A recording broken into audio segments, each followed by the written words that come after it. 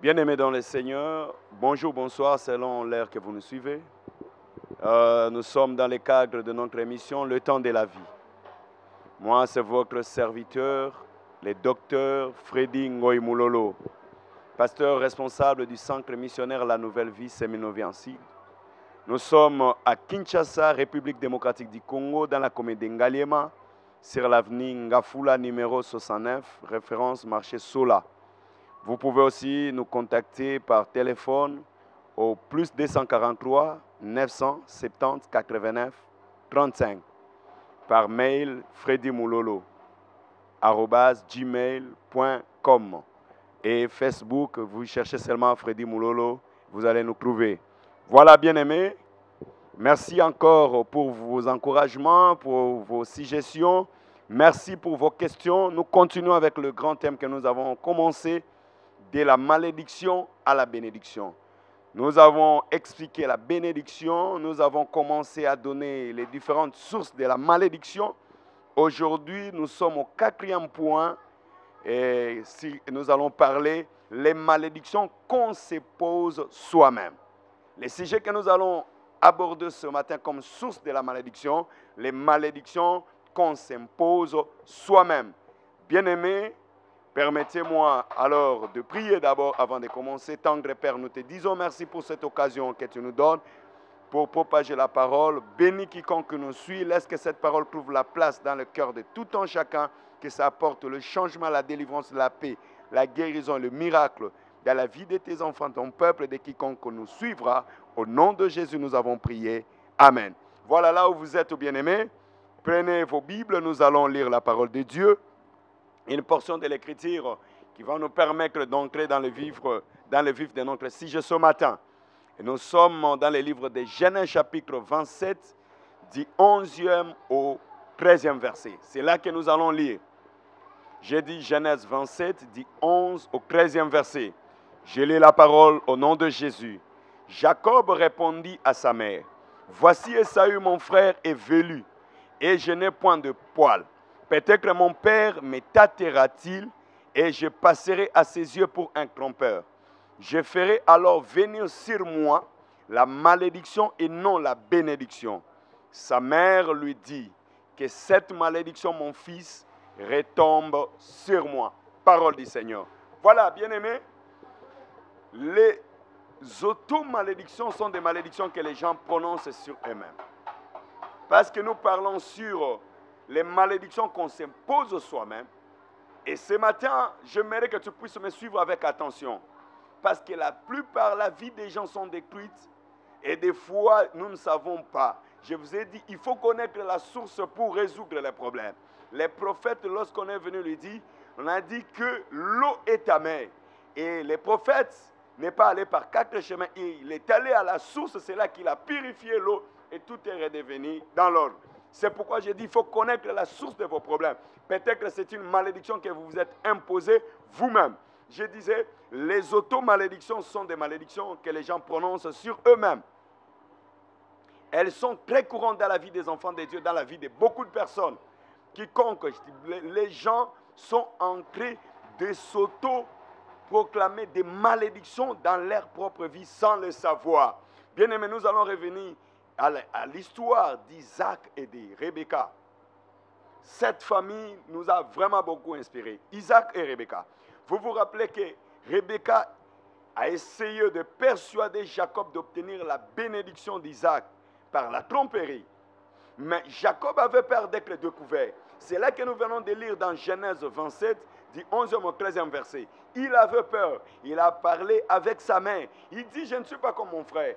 Je risque de passer aux yeux de mon père comme un trompeur. Au lieu de recevoir la bénédiction, j'aurai la malédiction. Écoute la réponse de sa mère.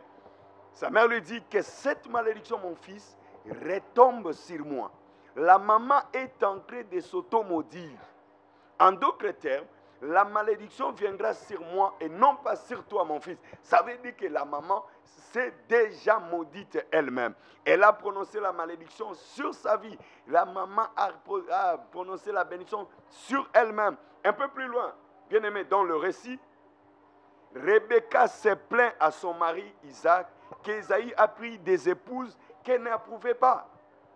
Nous sommes toujours dans le livre de Genèse 27, verset maintenant 46. Écoute ce que Rebecca dit. Elle dit ceci: je suis dégoûté de la vie à cause des filles de Heth. À cause des filles de Heth, si Jacob épouse une Hittite, l'une des filles du pays comme celle-là, à quoi me sert la vie? Voilà encore une parole de malédiction qu'elle est en train de prononcer sur sa vie. Elle le déclare: à quoi lui servait la vie? Est-ce que ce n'est pas des paroles comme ça que nous répétons chaque jour? Elle a prononcé une double malédiction sur elle-même. Elle a dit qu'elle était dégoûtée de la vie.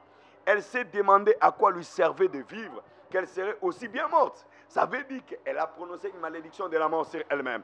Vous ne pouvez pas savoir le nombre de personnes pour lesquelles nous avons prié, bien-aimés, parce qu'elles avaient prononcé une malédiction sur elles-mêmes en disant: j'aurais préféré être morte.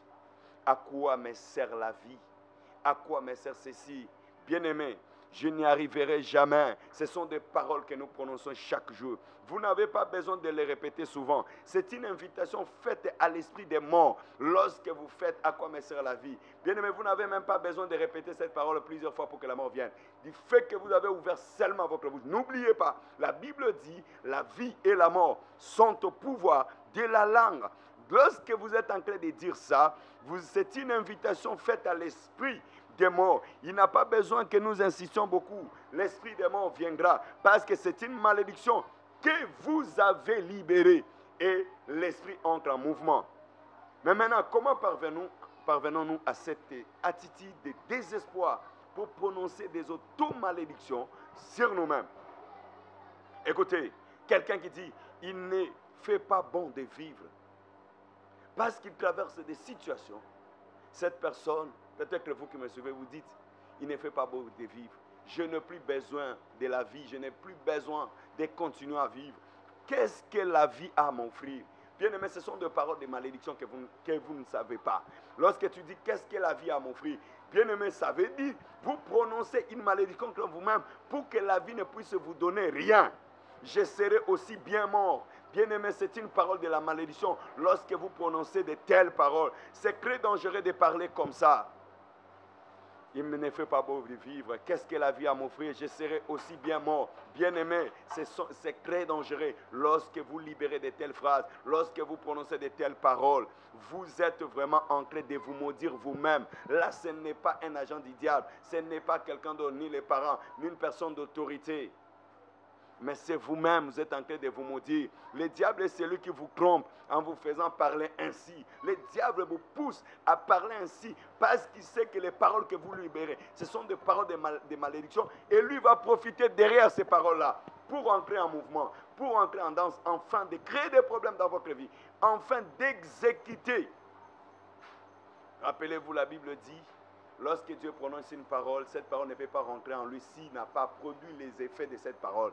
Ça veut dire que chaque fois que vous prononcez une parole, sachez que c'est tout un esprit. Cette parole doit accomplir la mission que vous avez libérée. Vous avez libéré. Dans chaque parole, nous libérons une mission. Et cela va s'accomplir dans notre vie. Alors, bien-aimés, faites très attention. Le diable vous trompe en vous faisant parler ainsi. Souvent, pour une raison injustifiée, vous prononcez une parole de malédiction. Dans un excès de débit ou de découragement, vous prononcez des paroles de malédiction. Cependant, vous avez ainsi réglé votre propre destinée en prononçant de telles paroles. Parce que ce sont des malédictions graves. Un autre exemple tragique dans le Nouveau Testament est décrit dans Matthieu chapitre 27, versets 24 à 25. J'aimerais que nous puissions lire pour que vous puissiez comprendre. La scène se déroule lors du procès de Jésus par Ponce Pilate. Dans ces portions de d'écriture, écoutez. Pilate, voyant qu'il ne gagnait rien, mais que le tumulte augmentait, prit de l'eau, se lava les mains en présence de la foule et dit: je suis innocent du sang de ces justes. Cela vous regarde. Et tout le peuple répondit: que son sang retombe sur nous et sur nos enfants. Waouh!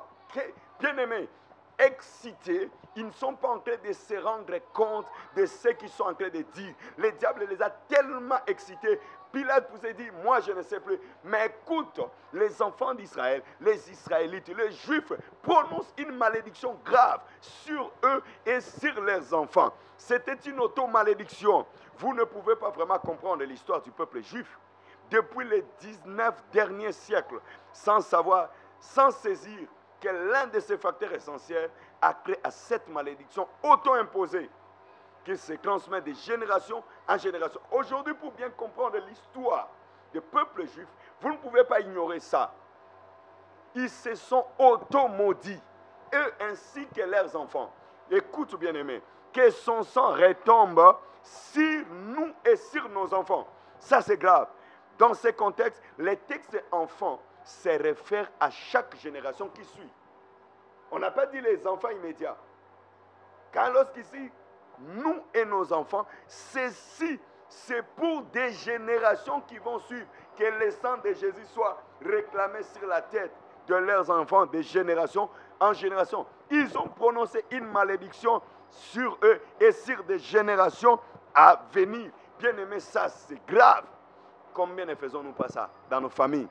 Combien nous prononçons des malédictions comme ça? Et bien aimé, depuis, il y a eu bouleversement depuis ces jours-là.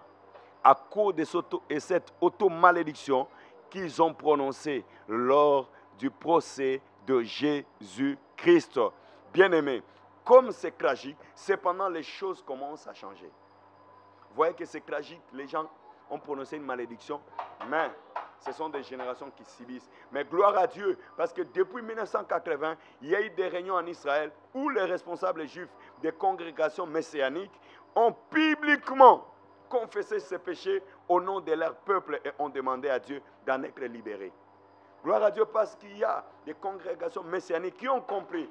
Ils ont organisé des réunions publiques, ils ont confessé, ils ont demandé pardon pour leur peuple et demandé à Dieu de les libérer de cette malédiction.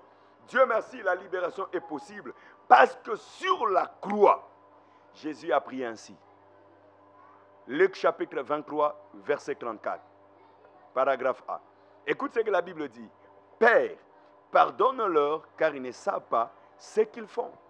Gloire à Dieu, parce que la libération est possible. Jésus sur la croix, il s'est rendu compte que cette malédiction, l'auto-malédiction est tragique, et l'auto-malédiction est grave. Jésus lui-même a déjà préparé le chemin. Il a préparé le moyen pour la libération. Je t'annonce aujourd'hui, la libération est possible pour les auto-malédictions que tu as libérées sur ta vie. C'est pourquoi Jésus a dit, Père, pardonne-leur, car ils ne savent pas ce qu'ils font. Quand il prononçait cette malédiction-là, il ne savait pas. Écoutez-moi, bien-aimé. J'aimerais maintenant que tu puisses me suivre avec attention. Un chrétien médisant maudit les autres et se maudit lui-même. J'ai dit ceci. Un chrétien médisant maudit les autres et se maudit lui-même. Bibliquement, nous sommes et goûtons les fruits de nos paroles. Bibliquement, nous sommes les fruits de nos paroles et nous goûtons les fruits de nos paroles ou de celles qui ont été prononcées sur nous. Nous les recevons. Il y a des gens qui prononcent des paroles de malédiction sur nous. Nous recevons cela. Mais il y a des paroles de malédiction que nous prononçons nous-mêmes sur nous. J'aimerais que rapidement, vous puissiez ouvrir avec moi le livre de Psaume chapitre 64, verset 9. Psaume 64, 9. Que nous dit la Bible, bien-aimés? Nous allons voir quelque chose de très important là. Psaume 64, 9. La Bible dit quoi? S'il vous plaît, la Bible dit ceci. J'aimerais que vous puissiez lire avec moi. Psaume 64, 9. Leur langue a causé leur chute. Tous ceux qui le voient secouent la tête. On dit leurs langues ont causé leur chute. Voilà. Par ta langue, tu as causé ta chute parce que tu as prononcé de malédictions. Et les malédictions ont pour conséquence de créer, de causer la chute de nos vies, de notre avenir, de notre destinée. Et maintenant, tu te rends compte. C'est pourquoi j'ai dit un chrétien médisant. Il est en train de maudire les autres. Il est en train aussi de se maudire lui-même. Parce que tu es en train de créer la chute des autres. Tu es en train de créer ta propre chute. Bien-aimé dans le Seigneur, tu dois faire très attention parce que les auto-malédictions sont graves. Ça détruit la vie des gens. Vous êtes en train de vous détruire vous-même. Ça, ce n'est pas le diable. Bien-aimés, nous sommes appelés à nous affranchir du pouvoir néfaste des paroles. J'aimerais qu'ensemble encore, rapidement, aujourd'hui nous avons beaucoup, parce que c'est un sujet très important et compliqué. Lis avec moi Proverbe chapitre 6, versets 2 à 4. Que nous dit la Bible dans Proverbe 6, versets 2 à 4? Écoute, si tu es enlacé par les paroles de ta bouche, si tu es pris par les paroles de ta bouche, fais donc ceci, mon fils, dégage-toi. Puisque tu es tombé au pouvoir de ton prochain, va prosterne-toi et fais des sentences auprès de lui. Ne donne ni sommeil à tes yeux, ni assouplissement à tes paupières.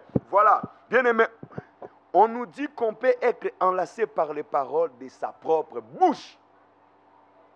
Lorsque tu es en train de dire des choses comme cela, je suis dégoûté de la vie. Tu es en train de lier, tu es en train de t'enlacer, tu es en train d'enlacer ta vie, tu es en train de détruire ta vie, tu es en train de créer la chute de ta vie, tu es en train d'appeler la mort, tu es en train d'appeler l'échec, la malédiction va venir sur toi. Dieu ne nous juge pas seulement par rapport à notre cœur, ça tu dois retenir. Dieu ne nous juge pas par rapport à notre cœur, mais aussi par rapport à nos paroles.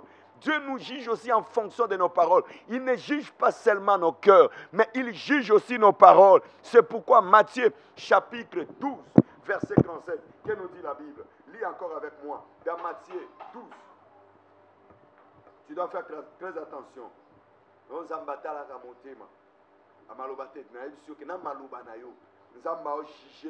en fonction de tu dois faire très attention, bien-aimé. Matthieu chapitre 12, verset 37. Que nous dit la Bible? Écoute avec moi. Matthieu 12, 37. Car par tes paroles tu seras justifié et par tes paroles tu seras condamné. Et vous voyez, par tes paroles tu es justifié, par tes paroles tu es condamné. Tu condamnes ta vie, tu condamnes ta destinée, tu condamnes ton avenir, tu condamnes ton travail, tu condamnes ton mariage. Bien-aimé, en finish, tu es en train de dire, tu es en train d'appeler le divorce, tu es en train de détruire. Vraiment, tu es chose moi na oyazoba, vie oyo penzanga na zelokonin, na zatinate. Bien-aimé, tu ne seras rien dans la vie. Parce que par tes paroles, tu te condamnes. Par tes paroles, tu te justifies. Tu dois faire très attention. Dieu ne juge pas seulement nos cœurs, mais il juge aussi. Il nous juge par rapport aussi à nos paroles. J'aimerais que rapidement nous puissions lire aussi Nombre chapitre 14, verset 28. Nous allons voir quelque chose. Parce que là, bien aimé, puisque tu puisses comprendre les dangers que tu es en train de courir avec des paroles, des malédictions que tu es en train de libérer chaque jour. Je disais Nombre chapitre 14, verset 28. La Bible dit ceci. Dis-leur, je suis vivant, dit l'Éternel. Je vous ferai ainsi que vous avez parlé à mes oreilles. Il dit, je vous ferai ainsi comme vous avez parlé à mes oreilles. Comment tu parles aux oreilles de l'Éternel? Vous comprenez? Briser le pouvoir de la malédiction est indissociable du fait de régler les débits de nos paroles. Si tu veux briser la malédiction, cela est indissociable du fait de régler les débits de nos paroles. Tu dois régler les débits de tes paroles. C'est pourquoi la Bible dit, avant de parler, tourne ta langue autant de fois. Parce que lorsque tu libères une parole, bien-aimé, tu verras les conséquences. Ecclésiaste 5, 6, il nous est dit ceci, de ne pas permettre notre volonté entre donc en ligne de compte. Notre volonté, il nous est dit ici de ne pas permettre. Notre volonté entre donc en ligne de compte. Quelle est ta volonté lorsque tu déclares des paroles? Quelle est ta volonté lorsque tu es en train de libérer? La volonté est d'être béni ou la volonté est d'être maudit? La Bible dit, mon peuple périt faute de connaissances. Parce que tu es ignorant, le diable profite de ton ignorance pour te détruire, pour t'enlacer, pour te lier, pour te détruire, faire de toi quelque chose d'inutile. Parce que la vie et la mort sont au pouvoir de la langue. Quelque chose doit donc être fait. La parole de notre bouche doit être fermée pour stopper la malédiction. Voilà, bien-aimé, la parole de notre bouche doit être fermée pour stopper la malédiction. Tu dois apprendre à fermer, à la fermer. Tu dois apprendre à fermer ta bouche. Si tu veux stopper la malédiction, apprends à fermer ta bouche. Ne prononce pas n'importe quelle parole. Ne dis pas des choses comme ça. Ne dis pas des choses insensées sur ta vie. Tu dois réfléchir. Qu'est-ce que tu veux faire sortir de ta bouche? Qu'est-ce que tu veux prononcer? Vous devez faire un pacte avec votre bouche. Aujourd'hui, je vous appelle à faire un pacte avec votre bouche. Pour cesser de prononcer certaines paroles, bannissez une certaine forme de langage de votre bouche. Vous devez bannir une certaine forme de langage. Vous devez enlever cela de votre bouche. Écoutez, Rebecca dit, mon enfant, que cette malédiction vienne sur moi. Il dit, à quoi me servirait de vivre si mon fils s'est marié avec tes tels? Non, vous n'avez pas raison de dire ça. Vous n'avez pas raison de dire ça. Et au finish, elle a attiré la mort. La mort viendra. N'oubliez pas. Mais Dieu nous a avertis.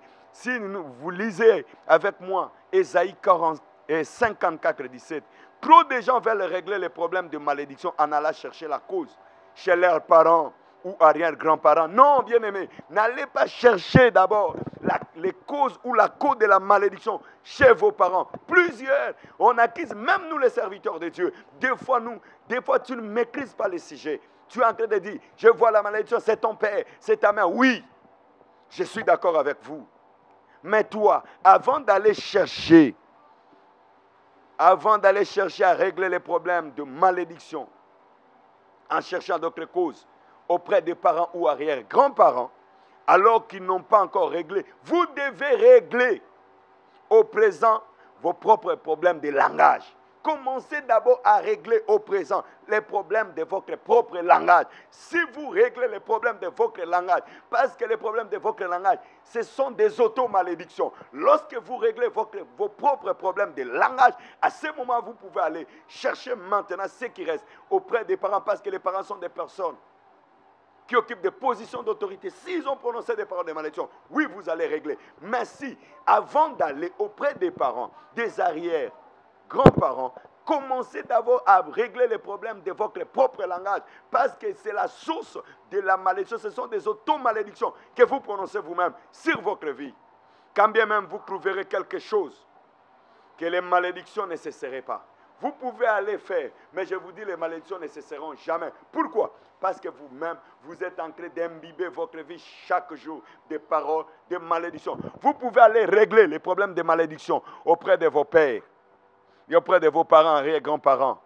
Oui, vous allez voir qu'il y a un peu de changement, mais les problèmes de malédiction ne cesseront pas. Pourquoi? Parce que vous-même, vous n'avez pas encore réglé les problèmes de votre langage. Dans votre langage, vous êtes en train de vous auto-détruire. Vous êtes en train de vous auto-maudire chaque jour. Commencez à régler les problèmes de votre langage. Faites des pactes avec votre langage. Vous devez apprendre à la fermer. N'ouvrez pas rapidement et précipitamment votre bouche pour parler. Soyez raisonnables, mes frères et sœurs. C'est ça la cause des problèmes. Vous savez que même dans le travail, là où nous sommes, nous avons beaucoup de problèmes. Pourquoi? Parce que nous sommes pressés à parler. Avant de parler, il faut réfléchir. Réfléchissez avant de parler. Vous pouvez faire, mais je vous dis, les malédictions ne cesseront pas, car vos paroles négatives les redonneront vie chaque jour. Vos paroles négatives vont donner vie à la malédiction chaque jour sur vos vies. Écoutez, Jésus dit ceci dans Jean chapitre 6, verset 63. Il dit, les paroles que je vous ai dites sont esprit et vie. Vous comprenez? Il dit, les paroles que je vous ai dites sont esprit et vie. Les paroles que nous prononçons, ces paroles sont esprit, sont vie. Mais quel type de vie nous donnons en nous-mêmes? Voyez les problèmes, c'est là les problèmes.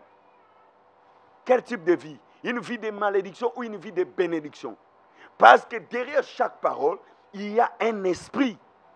C'est pourquoi Job 32, 18 dit, car je suis plein de paroles, l'esprit me pousse au-dedans de moi. Il dit, je suis plein de paroles, l'esprit me pousse au-dedans de moi. Bien-aimés, vous avez plein de paroles. Et votre esprit vous pousse à parler. Mais ne soyez pas pressés de parler. Parce que ce sont des auto-malédictions que vous libérez sur votre vie. ce sont des malédictions. Vous condamnez votre destinée, vous condamnez votre avenir, vous condamnez vos mariages, vos travails, vos affaires avec des paroles que vous prononcez chaque jour. C'est pourquoi Luc chapitre 10, verset 5 nous dit, dans quelque maison que vous entriez, dites d'abord que la paix soit sur cette maison. Est-ce que vous me comprenez? Vois ici que la paix va et vient en fonction des paroles qu'on prononce. La paix va et vient en fonction des paroles que nous prononçons. Parce que Jésus nous dit, dans quelque maison que vous entriez, dites d'abord que la paix soit sur cette maison. Cela veut dire seulement que la paix va et vient en fonction des paroles que nous prononçons, du fait que la personne ou la maison soit digne ou pas. Maintenant, combien de fois vous avez chassé la paix dans votre vie en prononçant de telles paroles? Oh, ce sont des paroles de malédiction. Combien de fois vous avez amené la paix, la bénédiction, le succès dans votre vie? Maintenant, toi-même, examine-toi toi-même. C'est ce que la Bible nous dit. Tu verras si tu es dans la lumière ou bien tu es dans les ténèbres. Et si tu es dans les ténèbres, il est temps de sortir. Parce que dans les ténèbres, c'est là qu'il y a la malédiction. C'est là où il y a les malédictions. Et vous devez cesser. Apportez des paroles de paix. Et vous verrez que votre vie sera dans la paix. Apportez des paroles de bénédiction, vous verrez que votre vie sera dans la bénédiction. Apportez des paroles de joie, vous verrez que votre vie sera dans la joie. Dans Ecclésiaste 4, verset 5, que nous dit la Bible. Là, la Bible nous met en garde. Écoutez, la Bible dit ceci dans Ecclésiaste 4, 5. Ne dis pas en présence de l'envoyé que c'est une inadvertance. Pourquoi Dieu s'irriterait-il de tes paroles et déclouerait l'ouvrage de tes mains? C'est pourquoi, attention aux paroles idiotes. J'insiste, bien-aimé. Attention, vous devez faire attention aux paroles idiotes. Je vais me faire écraser un de ces jours. Mais tu es en train d'appeler l'accident? Je vais me faire écraser un de ces jours. Bien-aimé, l'accident va t'atteindre. Parce que tu libères maintenant l'esprit d'accident. Je vais tomber malade. Combien de fois fais cet examen-là? Tu vas sentir. Non, bien t'es. Non, mon année, au finish, qu'est-ce qui arrive? Tu tombes malade. Je ne me sens pas bien. Je vais tomber malade. Au finish, tu verras. La vie est dure pour moi. Tu verras que la vie sera dure pour toi. Oh bien-aimé, arrête de prononcer des paroles idiotes. Ces paroles-là ne font qu'aggraver les choses. Tu dois apprendre à prononcer de belles paroles, à dire de belles paroles sur toi-même.